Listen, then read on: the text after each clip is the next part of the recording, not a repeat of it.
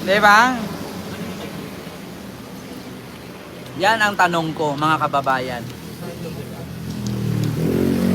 Ito pa, gusto kong ibulgar sa inyo. Nung panahon ni Digong, napakaraming namatay sa war on drugs. Almost 30,000 ka mga namatay. Ang tanong, bakit ni isang drug lord walang namatay? Diba? Almost 30,000 ang namatay sa war on drugs or sa extrajudicial killings ni Digong. Pero ni isang drug lord walang namatay. Bakit kaya? Diba? Miss Longhair TV, tama ka. Oo, mga pro-China yan. Pero pag tinanong mo, Chinese ba sila? Hindi. Mga budlat ug mata. Diba, Mamerna? 30,000 ang namatay sa war on drugs. Pero ni isang drug lord walang namatay. Bakit kaya? Bakit kaya? Oh, merong drug lord. Sabihin ninyo. Oh, bakit? Hindi ba drug lord si Paruhinog? Hindi ba drug lord si Espinosa? Eh bakit hindi mo subukang hanapin sa Maynila kung may namatay ba? Oh, imposible Osamis may drug lord namatay. Imposible si Espinosa namatay. Oh, sa Visayas. Eh kumusta naman ang Maynila? Napakalaki po ang Maynila at dito po ang bagsakan ng droga. Bakit ni isang drug lord sa Maynila walang namatay? Ah, naalala nyo yung interview? Naalala nyo yung interview ni Jessica Soho kay Digong? Paalala ko sa inyo ha. Ito, panoorin ninyo ha. Papanood ko sa inyo. Ito. South Asia, you are the most popular president, not in SWS. Mas mataas pa yung isang predecessor ninyo. And people like it that you're authentic. Nagmumura kayo, that you're Hindi ito. Mali to. Ito yon. Magkano po natin si Jessica at si President sa Rizal Hall. Tingnan mo. Jessica.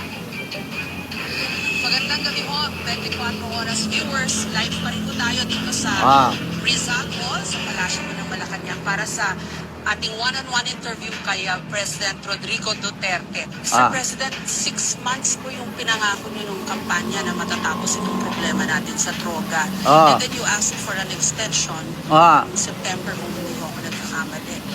May mga nagtatanong po kasi hanggang kailan daw po ba yung kailangan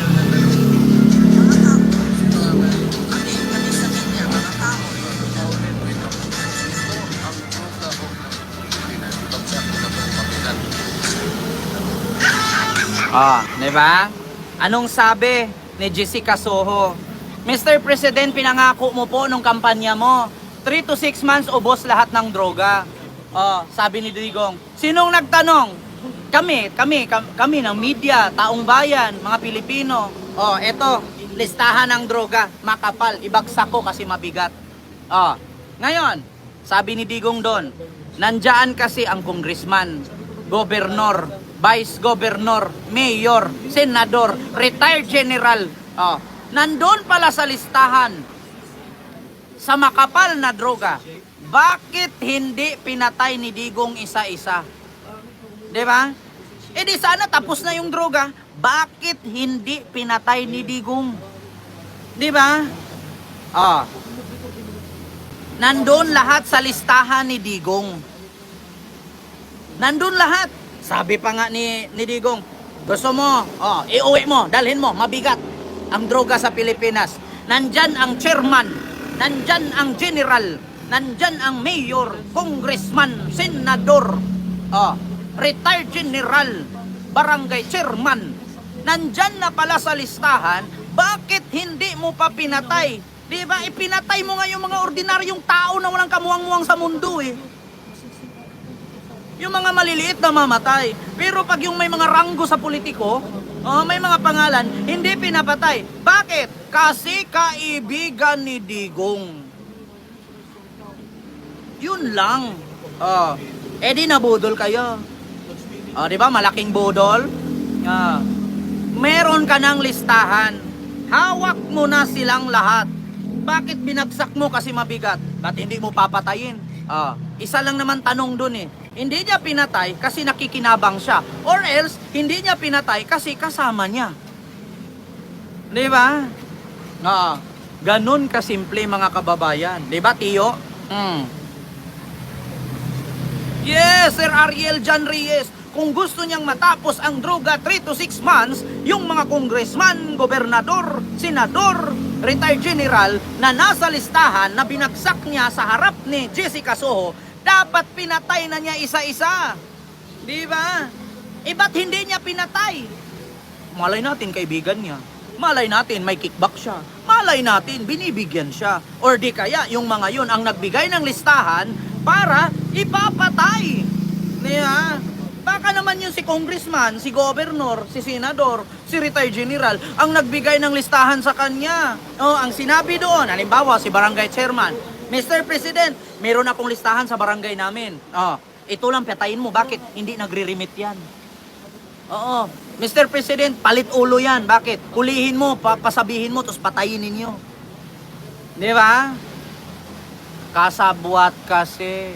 Takot din siguro si Digong na ipapatay yung mga nasa listahan niya kasi nga baka pag hinanting niya magsalita na dawit sila ang kanyang pamilya. Di ba? O mga didiset, hindi kasi kayo nag-iisip. Di ba?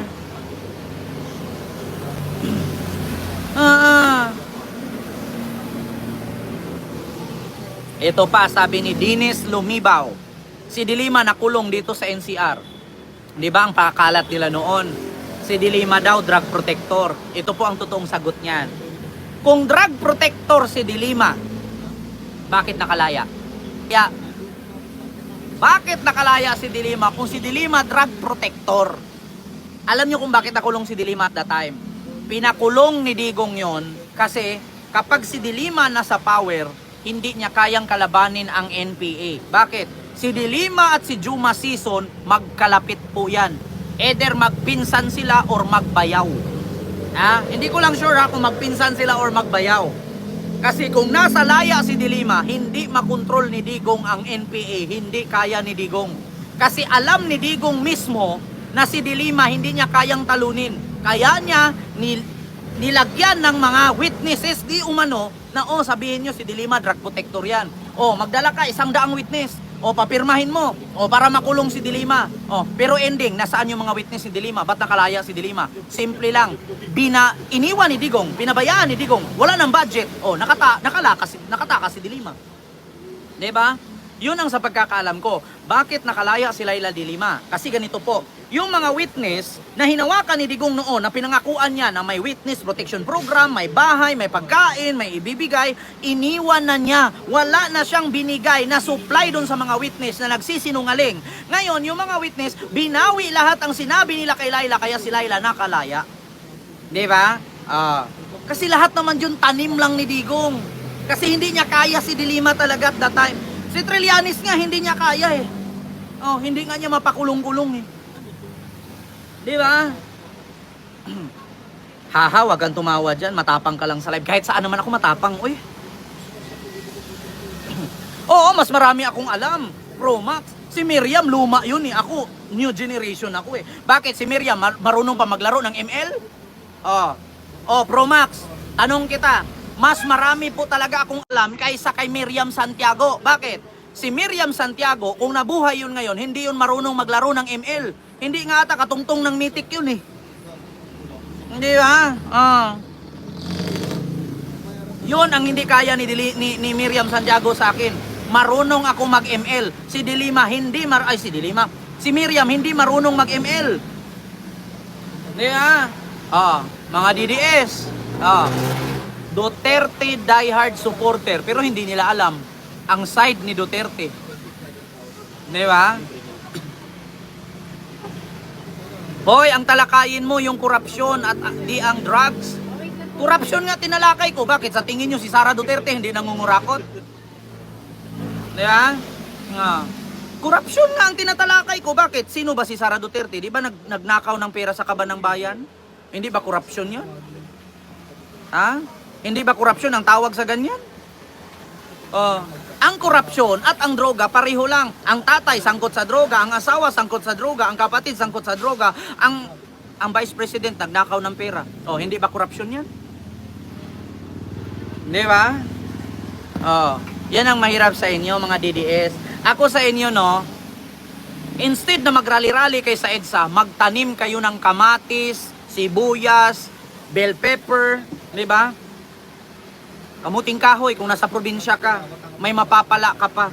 Kaysa pupunta ka ng EDSA, maulanan ka, lagnatin ka, maambunan ka, wala kang mumug, walang toothbrush, walang ligo, bogbilat, di ba? Mapagod ka lang punta sa EDSA. Tapos instead of 500 ang bayad, 200 na lang. Binulsa ni organizer ang 300. Huwag nyo akong tanungin kung bakit walang fund ang PhilHealth. Bakit? Taga-PhilHealth ba ako? Di ba si Marcos adik? Adik daw si Marcos. Ito lang tanong ko. Kung si Bongbong Marcos adik, bakit si Duterte gumamit ng fentanyl?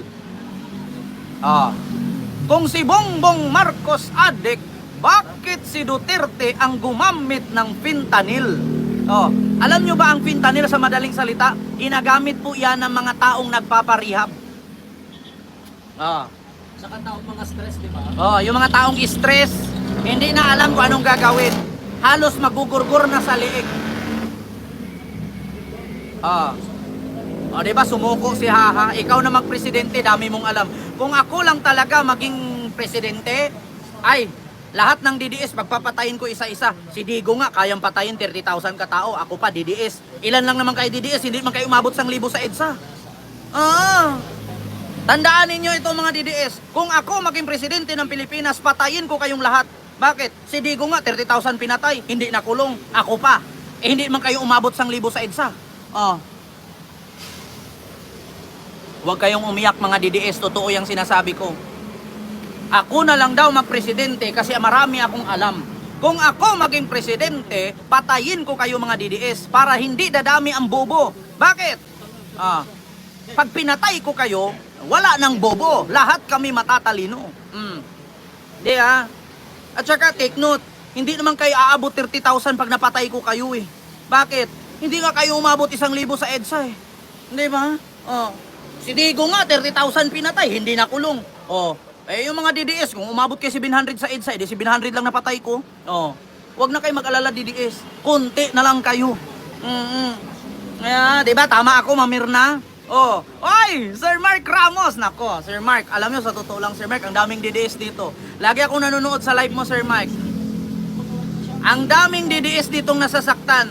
Sabi pa nga nila sa akin, ako na lang daw magpresidente, kay marami daw akong alam. Pag ako naging presidente, patayin ko lahat ng DDS. Kung si Digo nga 30,000 pinatay na hindi dinaan sa due process, pag pinatay ko lahat ng DDS, hindi naman umabot 1,000 sa EDSA yan eh. Huwag kayo mag-alala DDS, konti na lang kayo. Hindi, Diyos ko, hindi ko kayang i-break ang record ni Digong. 30,000 AGK, patay. Kent Garcia, naging presidente, pinatay lahat ng DDS, 700 lang. Bakit? Hindi naman sila umabot 1,000 sa EDSA. Di ba? Yun ang totoo. Di ba, Sir Mark Ramos? Huwag niyong kalimutan, nandyan si Sir Mark Ramos nanood sa akin. Di ba, totoo ako? Hindi naman sila umabot 1,000 dyan sa EDSA. At saka, alam mo ba, Sir Mark? Kung napansin mo yung mga nagrally sa EDSA, mga walang ligo, walang tulog, walang kain. Ano kaya mga amoy nila dun nung nagrally sila dun?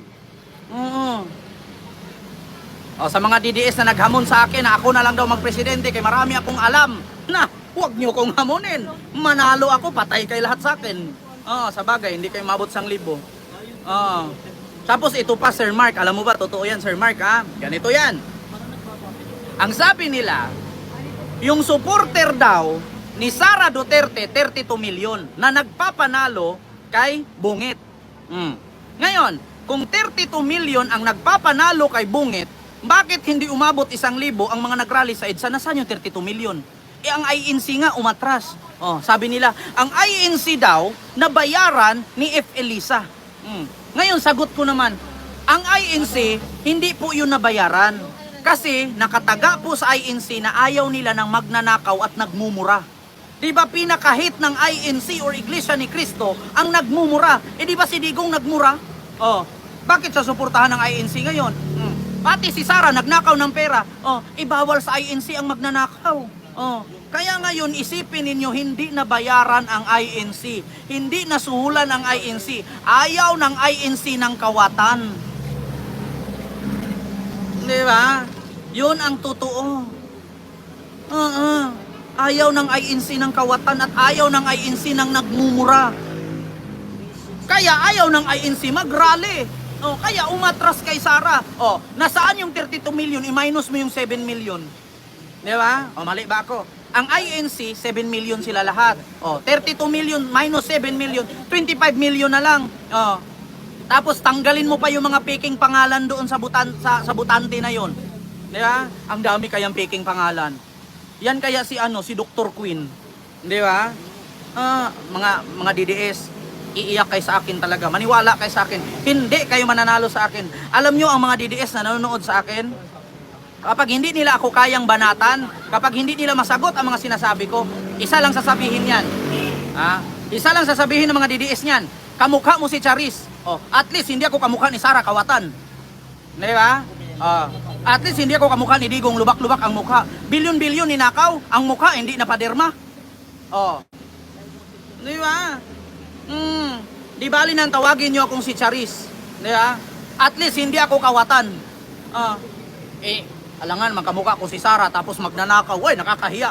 Ako hindi talaga ako mahiya pag tinawag akong kamukha mo si Berting Labra, kamukha mo si Charis, kamukha mo si Sandro. At least wala kaming record na nagnakaw ng pera sa kaban ng bayan. Okay lang sana kung nagnakaw ka ng 1,000, 2,000. Milyon-milyon ang ninakaw mo. Nakakahiya po.